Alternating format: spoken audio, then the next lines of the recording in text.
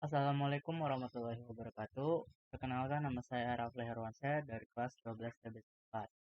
Ini saya akan membawakan materi tentang hakikat bangsa dan negara. Sebagai makhluk hidup, makhluk individu, manusia terdiri atas dua unsur, yaitu unsur jasmani dan rohani.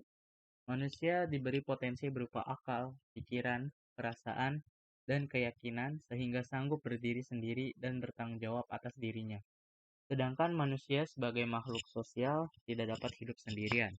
Manusia selalu membutuhkan bantuan manusia lainnya.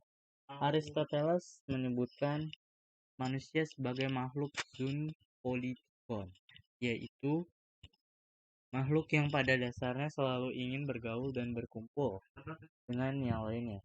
Secara kodrati, manusia dapat hidup berdampingan berkelompok dengan manusia lainnya karena didorong oleh kebutuhan biologis.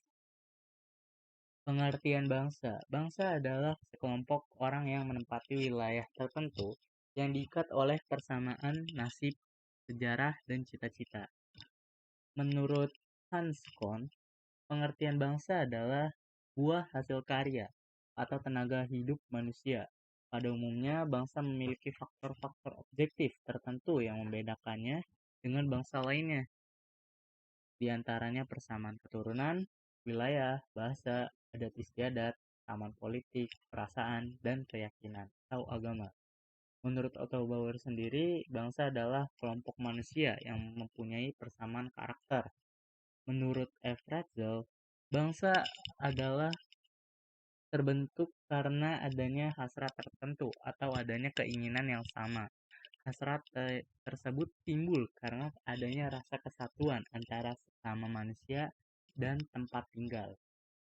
Faktor objektif yang terpenting terbentuknya suatu bangsa adalah adanya kehendak atau kemauan bersama atau nasionalisme.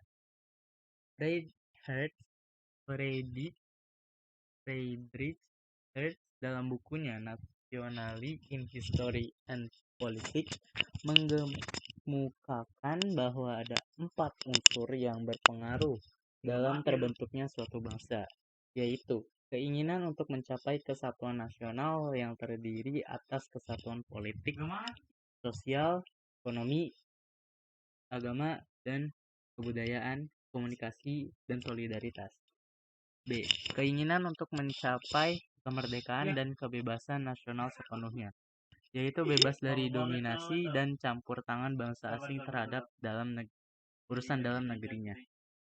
C. Keinginan akan kemandirian, keunggulan, individualitas, dan keaslian atau kekhasan. Contohnya menjunjung tinggi bahasa nasional yang mandiri. D. Keinginan untuk menonjol unggul di antara bangsa-bangsa dalam mengejar pengaruh. Pengertian negara. Secara etimologi, kata negara berasal dari kata state, Inggris, stat, Belanda, atau Jerman, stat, Prancis, status, statum, Latin yang berarti meletakkan dalam keadaan berdiri, menempatkan, atau membuat berdiri. Pengertian negara menurut George Jelinek sendiri adalah organisasi kekuasaan dari sekelompok manusia yang mendiami wilayah tertentu. Menurut R. Joko Sutono, negara adalah organisasi manusia atau kumpulan manusia yang berada di suatu pemerintahan yang sama.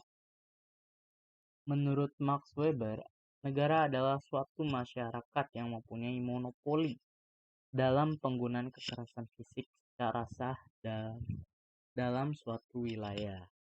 Ya, segitu aja. Terima kasih.